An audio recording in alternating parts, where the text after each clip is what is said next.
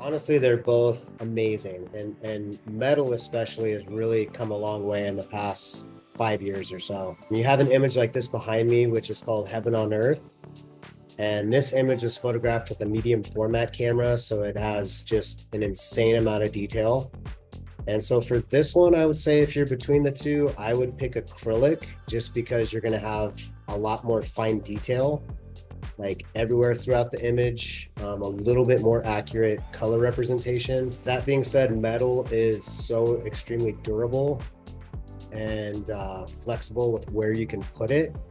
So it really depends on where you're going to put the art, your final plans for it on your wall, and plus the size too. So metal prints we can make all the way up to 96 inches, whereas an acrylic print you can go all the way up to 120 inches. If you're looking for something that's huge, then acrylic is going to be the option.